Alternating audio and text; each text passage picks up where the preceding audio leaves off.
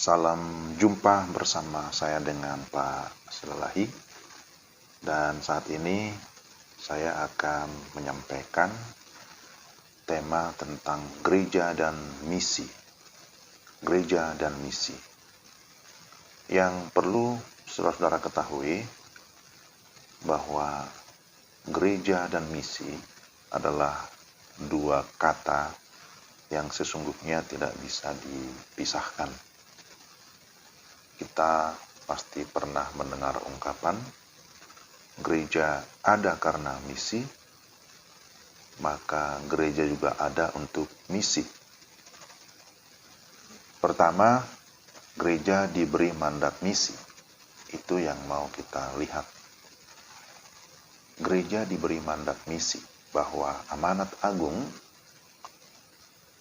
ditujukan kepada gereja segala abad. Bahwa amanat agung sebagaimana yang kita tahu berdasarkan Matius pasal 28 ayat 19 sampai 20, sebenarnya amanat agung bukan hanya Matius 28, tapi di setiap kitab Injil ada amanat agung dengan versi masing-masing, bahkan juga di dalam Kisah Para Rasul, lalu di kitab-kitab yang lain juga ya. Tapi kita sering mengetahui atau mendengar bahwa istilah amanat agung dihubungkan dengan Matius 28, di mana Yesus Kristus sendiri yang menyampaikan amanat itu. Pergilah, jadikanlah semua bangsa muridku. Baptislah mereka dalam nama Bapa dan Anak dan Roh Kudus. Dan ajarlah mereka melakukan segala sesuatu yang telah kuperintahkan kepadamu. Dan ketahuilah aku menyertai kamu senantiasa sampai kepada akhir zaman. Jadi, amanat agung itu adalah satu keharusan bagi orang percaya. Di dalam tradisi Yahudi, tradisi Rabi, bahwa pesan terakhir dari sang rabi atau sang guru itu merupakan atau dianggap hal yang terpenting. Jadi kita tahu bahwa pesan ini disampaikan oleh Yesus di akhir kebersamaannya dengan murid-murid setelah kebangkitannya.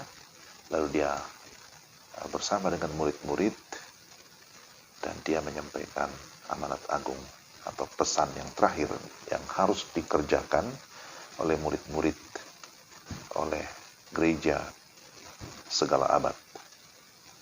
Tetapi bahwa gereja yang diberikan mandat itu ya tidak hanya diberi mandat lalu dibiarkan, tetapi gereja mendapat perlengkapan ya. Artinya diperlengkapi dengan kuasa, diperlengkapi dengan karunia-karunia pelayanan. Tentu juga Alkitab menjadi senjata utama sehingga dapat menjalankan misi sampai ke ujung-ujung bumi. Jadi jelas di sini bahwa amanat agung atau mandat agung itu tidak hanya bagi orang-orang Yahudi atau orang-orang yang berada di sekitar Yerusalem, sekitarnya, tetapi berlaku bagi semua suku bangsa sampai ke ujung-ujung bumi, sampai ke seluruh dunia. Bagaimana pergerakan misi itu dimulai?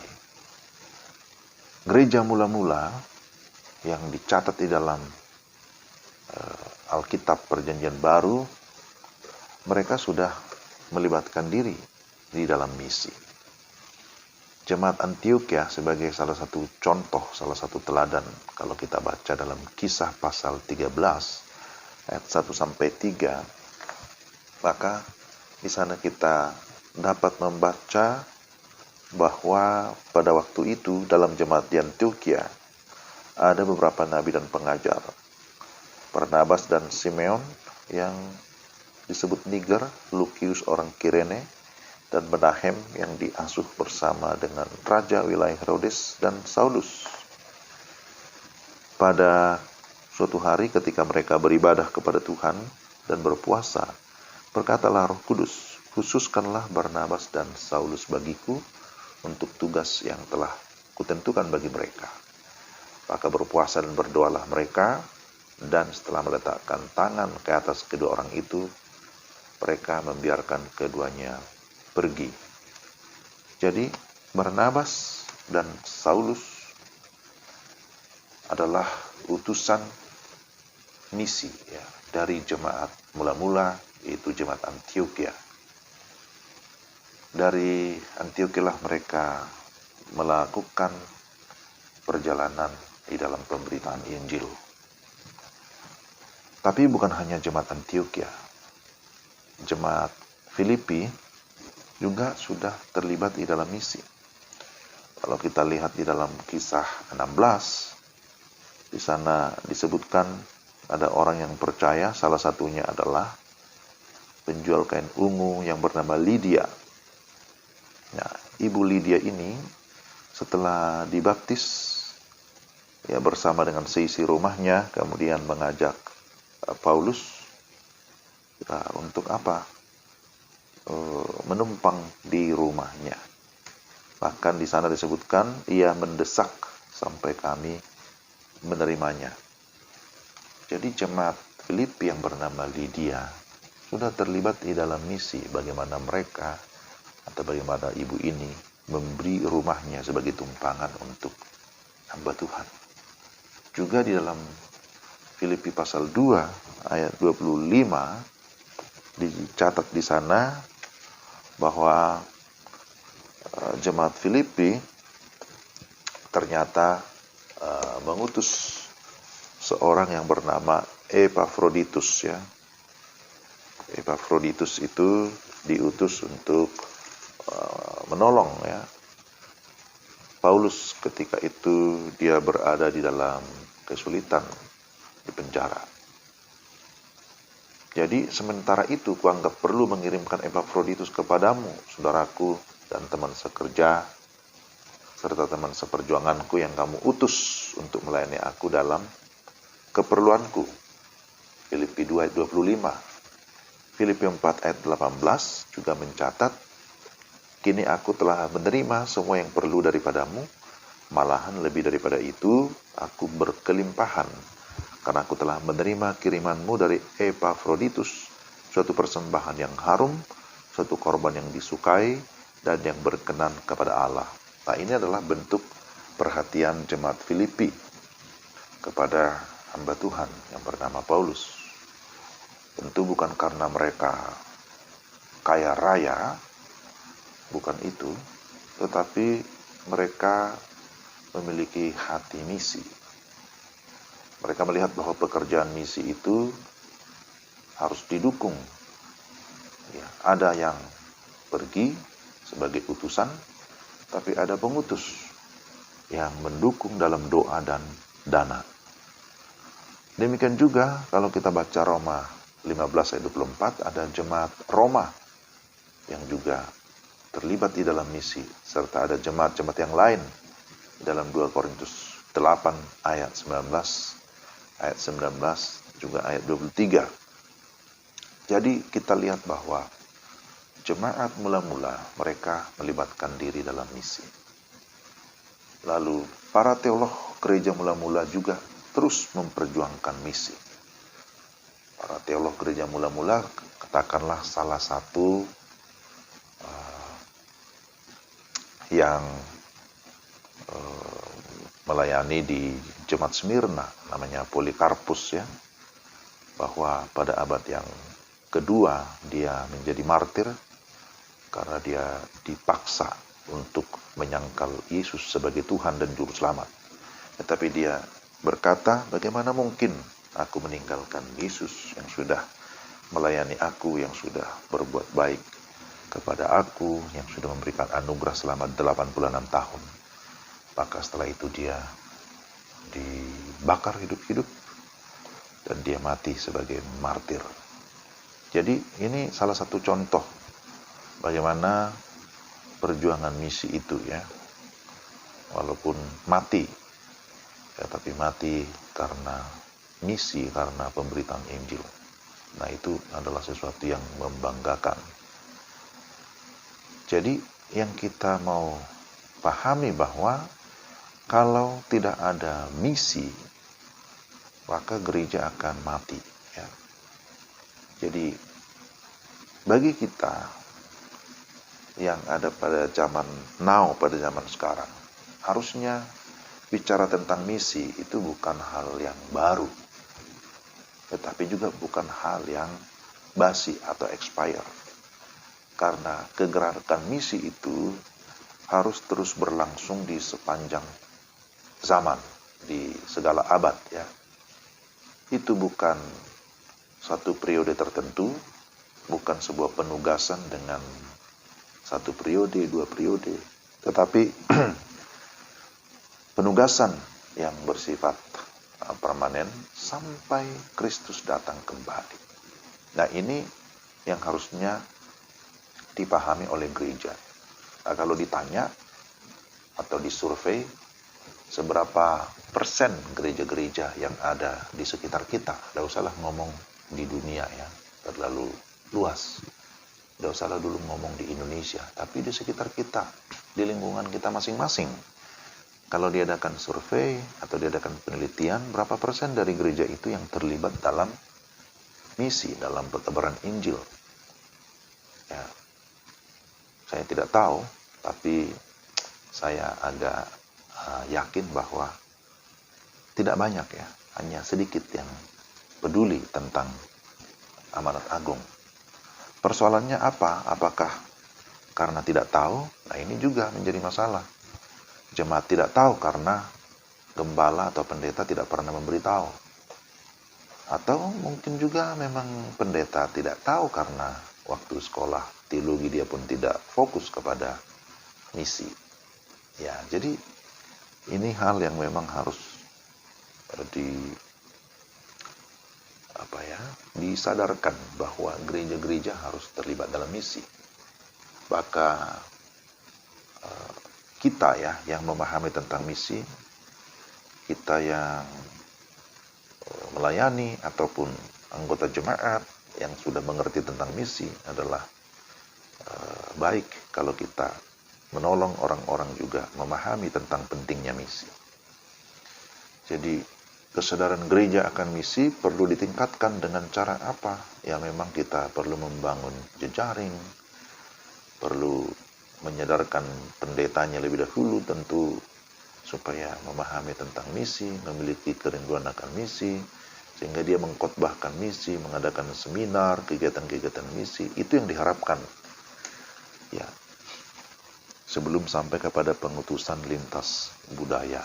Ya, tapi yang sangat penting yang harus dipahami oleh gereja atau anggota jemaat bahwa gereja adalah untuk misi, dan kalau tidak bermisi artinya tidak memikirkan tentang pemberitaan Injil, tidak memikirkan tentang penjangkauan suku-suku, maka gereja itu tidak akan bertumbuh dengan baik. Kita tidak hanya mengharapkan atau berpikir ya para misionaris yang sudah ada di sana itu ya itulah yang akan menjalankan tugas itu.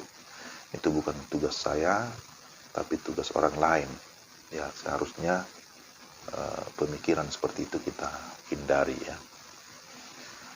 Lalu masih berbicara tentang gereja dan misi. Apa sebabnya ada jarak antara gereja dan misi?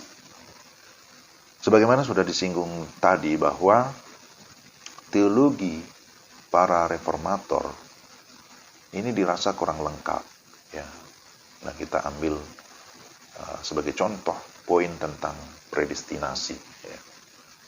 Jadi pemahaman yang keliru terhadap doktrin predestinasi ini kan juga bisa melemahkan anggota jemaat berkaitan dengan penginjilan atau misi.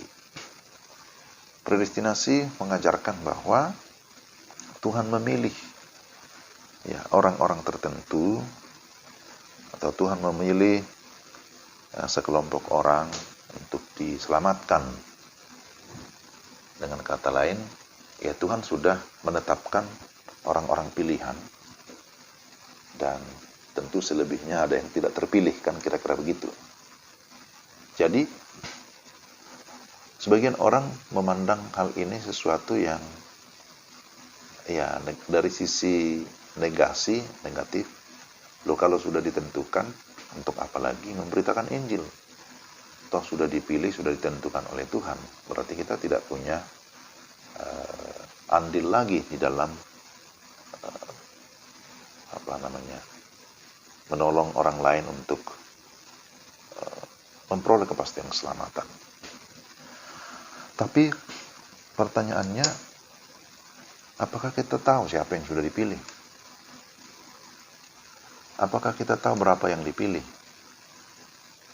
Apa kita tahu berapa persen? Tidak ada yang tahu. Maka kita jangan terjebak dengan doktrin predestinasi. Masalah predestinasi atau pilihan itu bagiannya Tuhan. Tetapi bagian kita, tanggung jawab kita adalah menjalankan amanat agung. Berkaitan siapa-siapa yang akan memperoleh kepastian keselamatan, itu berada di dalam kedaulatannya Tuhan. Tapi sekali lagi bahwa tanggung jawab kita sebagai orang percaya adalah beritakan Injil. Dan melalui pemberitaan itulah kita akan tahu orang-orang pilihan, kan begitu ya. Ketika dia berespon kepada Injil, sungguh-sungguh menerima Yesus sebagai Tuhan dan Juru Selamat, hidup di dalam ketaatan, dari sana kita akan tahu, ternyata inilah yang disebut orang pilihan, yang sebelumnya kita tidak tahu. Jadi sekali lagi fokus kita adalah tugas kita. Pemahaman terhadap amanat agung ini juga penting untuk kita miliki, kita dalami secara benar.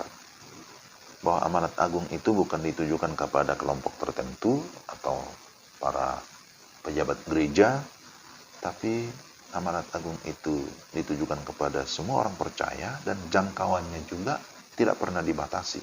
Tidak ada pembatasan waktu, pembatasan tempat, geografis, pembatasan suku, dan seterusnya.